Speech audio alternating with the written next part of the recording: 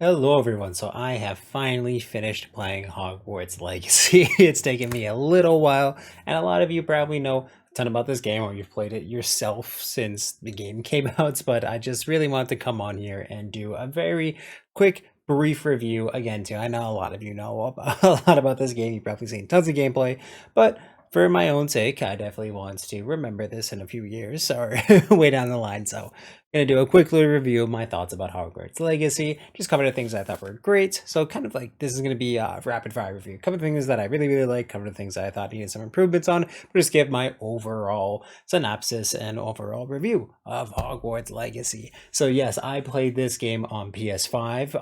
I have only done one playthrough so far, and I did it as a Hufflepuff because that's my Pottermore house. It's the house that I love the most. So yes, I had to stick with my guts on this one. Go Hufflepuff.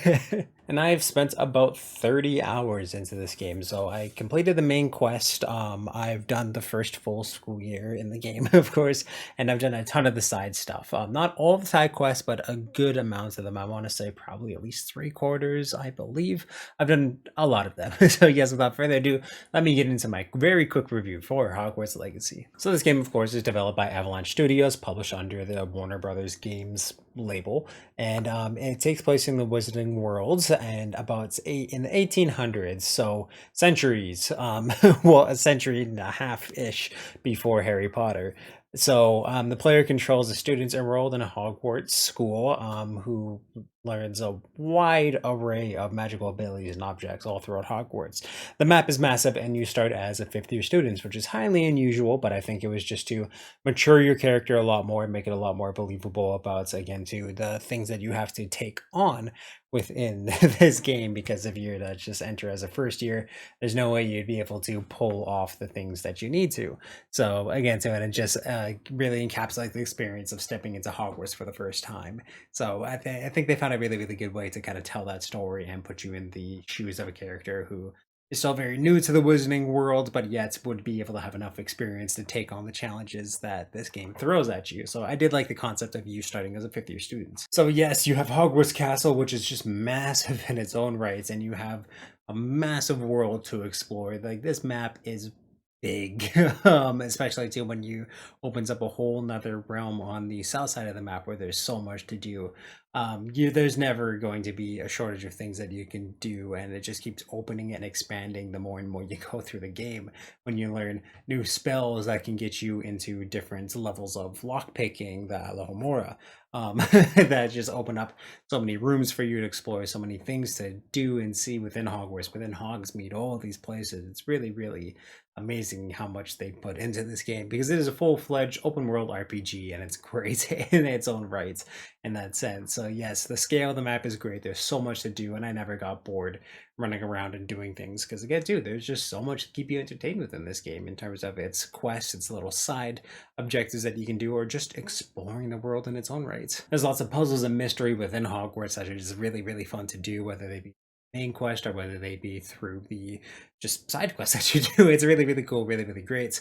I loved everything about Hogwarts, and it just really puts you into this amazing castle where you get to so much you can do, so many people you can talk to. Attending the classes was really fun, and just learning how to again do all these spells that you see within the movies was something fantastic, and it just again too made me feel like I was actually a student in Hogwarts. And also too, one of my favorite things was giving yourself the room of requirements, which allows you to basically create your own space and decorate it in so many ways that you can just fine tune to what you want to do. It's almost like The Sims in a lot of ways, that you can just really customize this space. Having your own tables for herbology, for potions, for there'll be gear slots or gear items that you unlock within the worlds that have mystery qualities to it. You take it to this decoder basically in your room that'll unlock these really cool and unique outfits for you to try on, and pieces of gear which can have really good stats. Um, there's one of my favorite things about it too is you can capture beasts. So like what Newt Scamander has in the Fantastic Beasts movie, you use that and bring them into your room of requirements. We're talking unicorns, thestrals, puffskins, so many really cool creatures that are so cute and so awesome. And again too, there's like 4 different rooms that you can, or biomes that you can customize and put all of these creatures within, which was great. So going around and stopping poachers and making certain that you're bringing all of these fantastic beasts into your domain was something really, really cool. And I just really, really liked how you could customize that space and make it your own. There's just so much to do. Hippogriffs are really, really fun to ride. I love to just when it comes to traversing around the world. Of course, there's fast travel outposts that kind of work similar to the Witcher 3 signposts, but they're the I forget what they're called, something flumes, fire flumes. Let's just call them fire flumes. Those that you can travel around again, very similar to the Witcher 3, or you can ride your broom. There is also two beasts that you can ride, so being the hippogriffs, and then something that for spoiler's sake, I don't want to say too much, but just another amazing creature that you're able to ride around on, which is really, really fun. So if you want to fly, you get your hippogriffs and you got your broom, and if you want to traverse really quick on the ground, you get this awesome, fantastic beast that you're able to run around. And it's just I love the ways that you can traverse, and there's just so much to do, and oh my god, so much to talk about. Again, I wanted to do this really, really quick. So when it comes to the story of this game, again, you start as a fifth year, you go into Hogwarts, you find out that there is a goblin conspiracy going around. Someone named Ramrock wants to essentially destroy the Wizarding World because there is a war between goblins and wizard kinds. So you have to basically build up your skill, build up your arsenal within Hogwarts, and take them down again to under the gaze of a lot of your professors. And just the mystery that they have within that is really, really cool. Love all the characters that you're able to meet without it.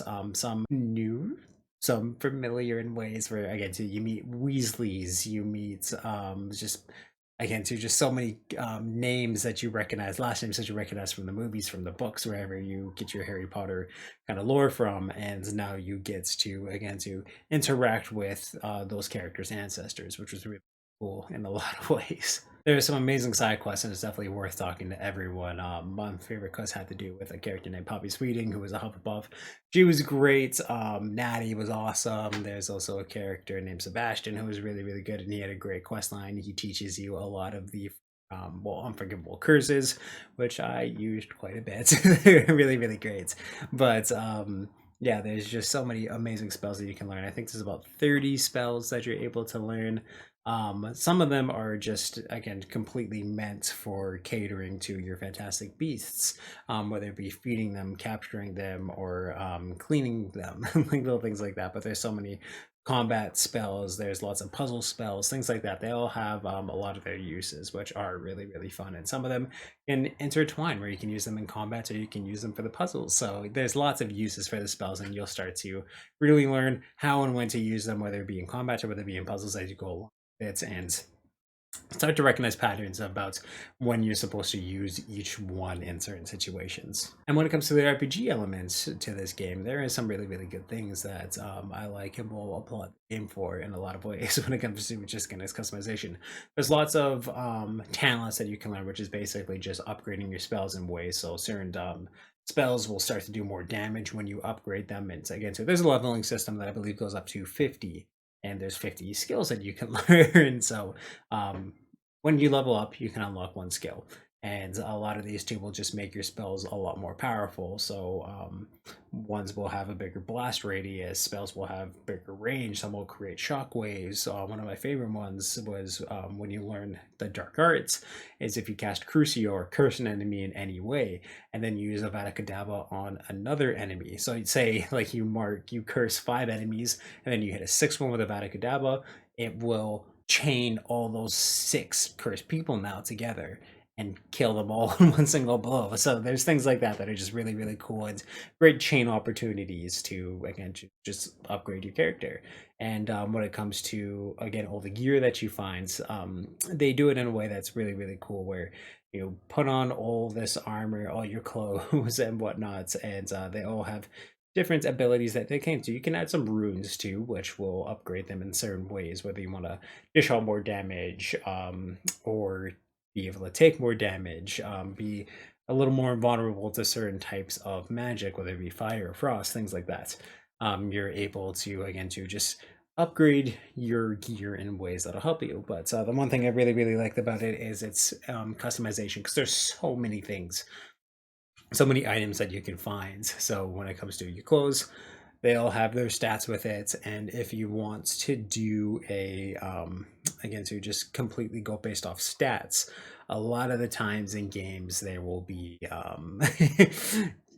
just your outfit's going to look horrible if you just want to go stats based. But within this one, you can change every single gear item that you found stays within the styles, so you can equip the best gear that you possibly can, but then change the appearance to look the way that you wanted to. So I really, really did appreciate that. I know a lot of hardcore RPG fans are going to be like, "Oh, it's not resource based," blah, blah, blah, things like that. So I really, really appreciated that as someone who usually gets again to beaten down by having to have super ugly armor all the time because I focus on my stats. It was really, really nice to have both of those options just completely catered to the way that I like to play and also how I like my characters. And again, so you can also customize the handles on your wands. They don't really do anything to, well, they not really anything. They don't do anything to upgrade your wand anyway. It's just a completely cosmetic thing that looks really, really cool in a lot of ways. So again, so that was really fun. I appreciated that. Again, so when it comes to the combat, it's great. There's some talents that you can learn that you'll be able to equip different like on the fly. You can have 4 spells that you can use at any point in time, whether it be for combat or traversal. So what I would like to do when I upgraded these 3, I had 2 for combat and 1 for basically just traversal. And it's really, really easy too if you want to have another spell on the go, just to click. I play this on PlayStation, so just hit the right arrow on your D-pad and you'll be able to customize it on the fly.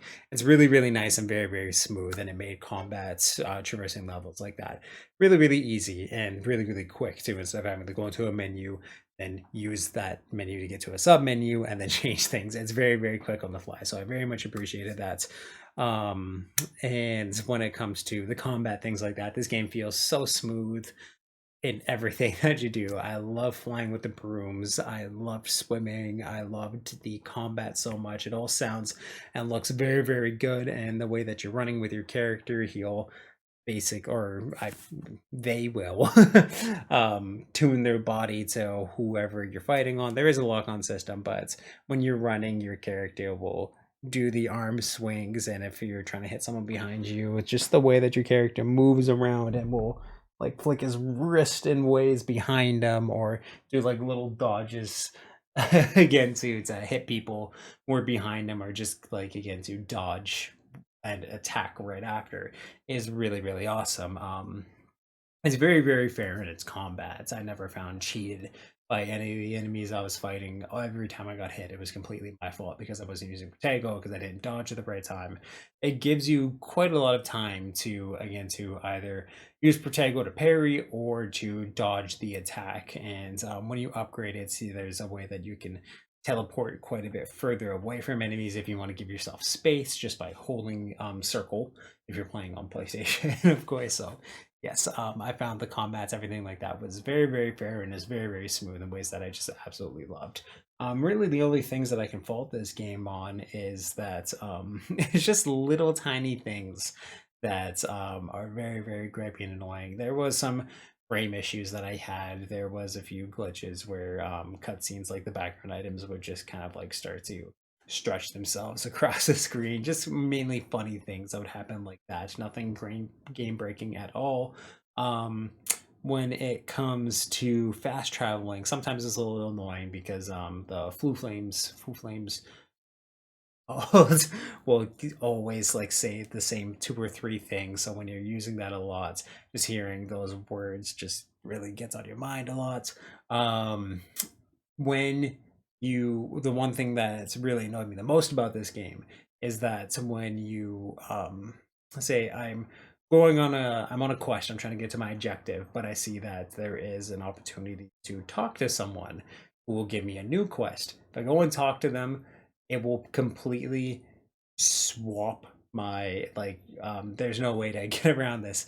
The quest that I have right now that I was going on my way to will just be swapped out by the quest that I was just given by this new person that I talked to. I absolutely hated that. I don't understand why they went with that form, because now I have to go back into my quests, unselect the one that it just gave me, and reselect the one that I want to play. So I found that to be a little bit annoying, and just it got on my nerves a little bit with that one. Some of the traversal in Hogwarts I found was delayed in ways that were just a little bit annoying. I expected to be a little faster, so going through doors and basically slamming into it because it has to load for 10 seconds to actually allow me to go through the door. I know this game is absolutely huge, but I do expect a little bit better when it comes to the next generation consoles, like PlayStation 5, through games that I've seen before. Do expect a little bit better and a little faster load times in that sense, but it was nothing that made me like antsy or like, holy shit, this is taking long. I have to restart my game, sort of thing, to get to this next place. Nothing that long, but against you enough times that it definitely it's something that I am voicing my complaints about now. One thing that I wasn't too happy hearing too is that like certain houses will have less side quests than others when I don't know. It just didn't really sit right with me. I felt like everyone should have had the same amount of quests, and I completely understand that certain houses will only get certain quests. The one for Hufflepuff was great because you get the Azkaban, which is don't really. It's just in a cutscene. You don't really get to explore it, but it was very very good quest that was extremely interesting, and I really. And again, too, when you're really taking this as a whole, it does feel small compared to the Harry Potter universe, but I mean that was kind of like the end game of things going on within that universe. So again, so it does set up a lot of things, and there are tons of creatures, tons of characters, tons of bad guys, tons of hints to the future that they have within this game. But it did feel small in ways that again too I felt like they definitely could have put more into this game, but said this game is absolutely massive. In 30 hours I still feel like I just have absolutely so much to do. A lot of the side, I don't want to say quests, but side objectives. So again, to just whether it be the Merlin puzzles or whether bar charts that you do can feel repetitive in ways, but they are very fun to do, and I don't feel like I hate them when I'm doing them. It's just a lot of them feel the same as the last one that I did, and the previous one before that, and the previous one before that. A lot of it just feels the same. So looking at the time now, as this definitely hasn't been a quick review, but I am kind of just gonna wrap it up and get into it here. Hogwarts Legacy was absolutely awesome for a Harry Potter fan. I think this is an absolute must play. There's so much to do, and it just really makes you feel, again, to like a student with the world. For sequels, I would definitely like to see it take you to the rest of the Wizarding world, or take you to just new worlds that we haven't seen before, whether it be in the movies, the books that they just mentioned too. I really like to kind of have the sequel of this game have you graduate out of Hogwarts and get into the Wizarding world, seeing the Ministry, things like that. I think would be very fun and just really open up this world in a lot of really cool ways. You can return to Hogwarts, or you can go to some other schools, but putting it against a more open world without limiting it just to the Highlands of Hogwarts, I think would be very cool and a very good concept that would just allow for the RPG elements within this game to thrive a lot more and have them be able to just do a lot more. So I think that'd be a really good sequel. But with everything taken together, I'm going to have to give Hogwarts Legacy an 8 out of 10. I absolutely loved it. As someone who mostly partakes in Harry Potter, I've never been a diehard fan. My girlfriend is really into it, so that's where I get most of my experience from. I'd maybe seen the movies a couple times, some more than others, but I was sucked into this world. I absolutely loved it. It definitely re-sparked a lot of the magic and just the greatness that I saw in the franchise into this game. So it was great in a lot of ways, and I just absolutely that. So yeah, I do highly recommend this one. It's a very good RGB, and I think very well worth the money whether you're buying at full price. But now that it's kind of at this time where it's 2 months later, I think if you're able to wait for a sale and wait for it to be like $50-$60 on if you're in Canada, it's definitely way worth it to play it at that point. So again, too, $80 might be a little too much right now for a lot of people, but if you're able to wait for those sales, it's definitely well worth it. So yeah, I just wanted to give my quick thoughts about it. I'm not going to plug my channel or do anything about it because I'm very, very late on this review. It took me a long time to get through it. There's just so much coming out at the time. I got busy with my life, but I did really want to give you guys this review for it. So yes, just awesome, guys. And I hope you get the chance to play Hogwarts Legacy sometime soon.